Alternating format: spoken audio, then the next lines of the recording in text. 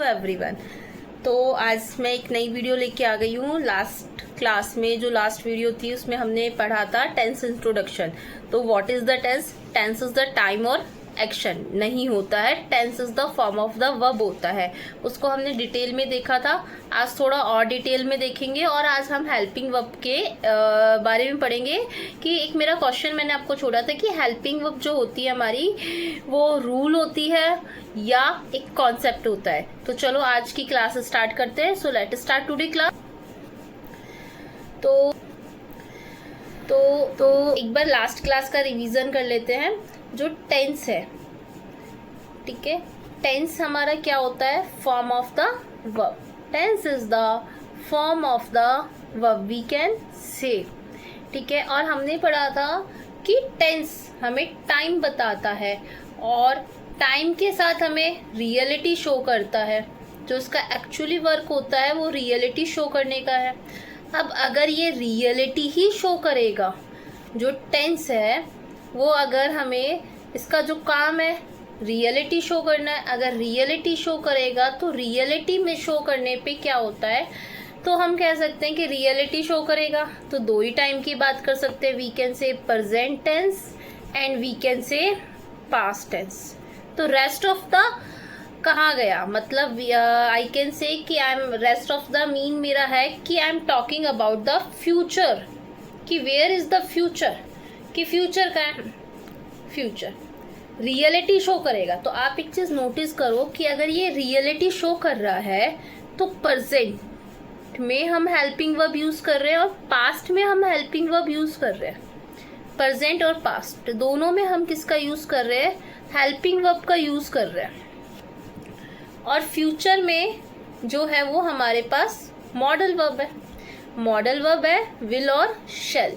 इसका सबसे बड़ा रीजन ही ये है विल और शैल यूज करने का, क्योंकि जो टेंस का काम होता है वो हमें रियलिटी शो करना होता है और रियलिटी हमें प्रेजेंट और पास्ट ही शो करती है और फ्यूचर हमें रियलिटी शो नहीं करता। लेकिन हमें डिनोट करना पड़ेगा तो हम क्या लेंगे? विल और शैल का यूज करेंगे। यहाँ तक हुई बात। अब मॉडल वर्ब में हमने कैन, कुड, मे, माइट, ठीक है, एक्सेट्रा क्यों नहीं लिया? इसका रीजन है जो कैन है, ठीक है, कैन है। कैन का यूज कहाँ होता है? कैन का यूज हमें एबिलिटी के लिए होता है, एबिलिटी के लिए होता है। एक सेकेंड मैं इस स्लाइड पे लिख देती हूँ। कैन का यूज एबिलिटी के लिए होता है, कैपेसिटी के लिए होता है, पावर के लिए होता है। यस या नो? यही है। अगर मैं कैन का यूज कर दूं, मैं बोलूं I can go Jaipur on tomorrow, I can go Jaipur, sorry बेटे ये इधर थोड़ा सा हो रहा है, जयपुर ऑन टुमारो। एक सेकेंड मैं नेक्स्ट स्लाइड करती हूँ। यहाँ पे लिखती हूँ आई कैन गो जयपुर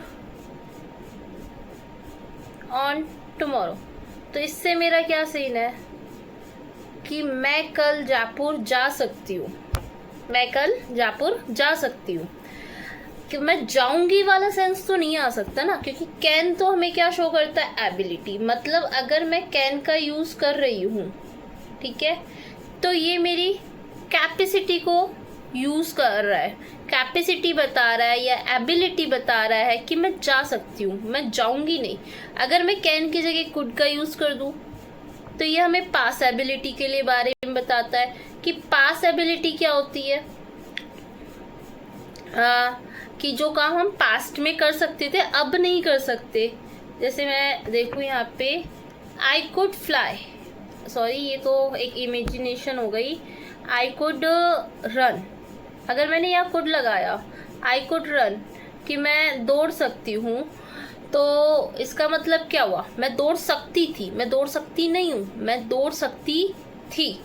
तो मतलब मैंने देखा जो बाकी मॉडल वर्ब्स हैं जिनका यूज मैं कर रही हूँ वो फ्यूचर पे, मीनिंग पे क्या कर रहे हैं? कोई ना कोई इम्पैक्ट डाल रहे हैं। इसलिए हमने फ्यूचर पे क्या किया? विल और शैल का यूज किया। किसका यूज किया बेटा?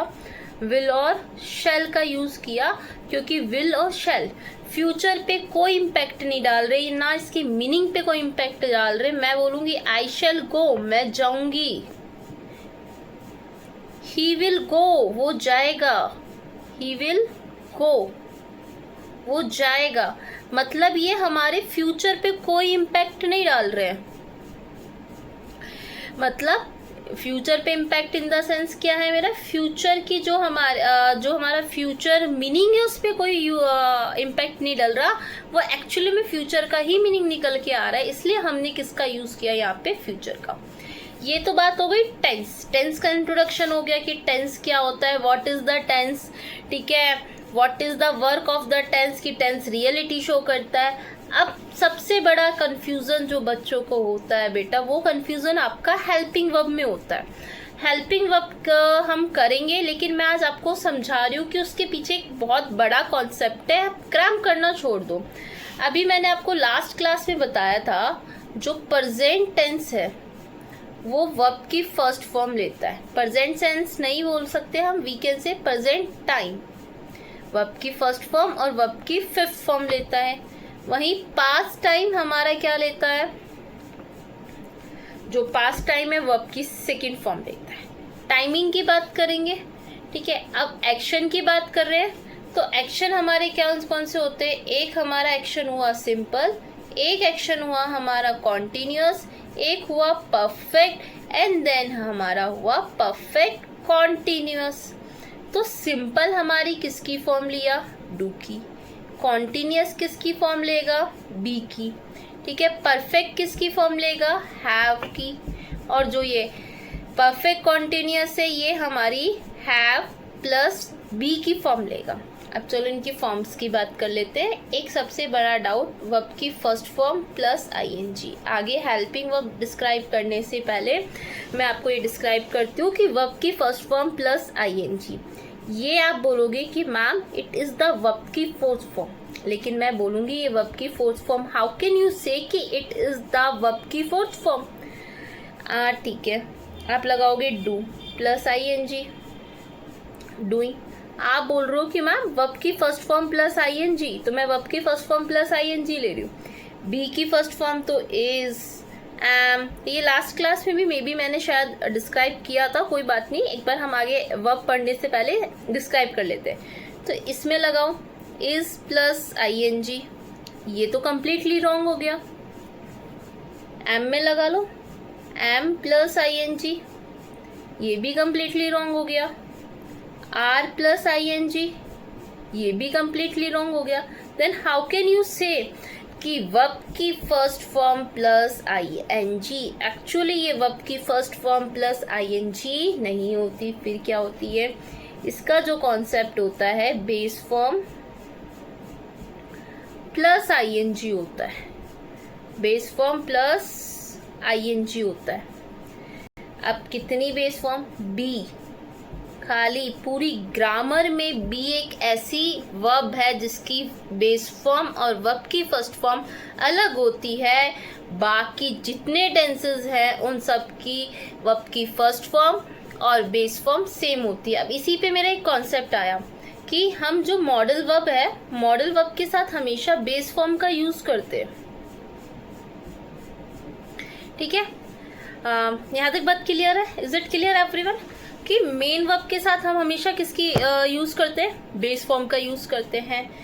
बेस फॉर्म के साथ हमारा क्या होता है, मेन वर्ब के साथ हम हमेशा बेस फॉर्म का यूज करते हैं। तो वो क्या होता है, ठीक है। पहले एक बात सुनो कि जो बेस फॉर्म है जिनसे बाकी फॉर्म्स बनती हैं, that is the base form, ठीक है।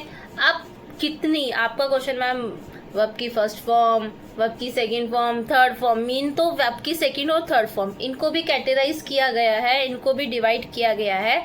अभी इतना है कि पूरी ग्रामर में सिर्फ बी एक ऐसी लोती वर्ब है जिसकी बेस फॉर्म और फर्स्ट फॉर्म अलग होती है, ठीक है। उसके बाद मैं एक एग्जाम्पल दे रही थी आपको, modal verb plus base form, ठीक है। वही बात मैंने आपको रिपीट कर दी। मॉडल वर्ब हमेशा बेस फॉर्म लेती है, आई विल गो, ठीक है।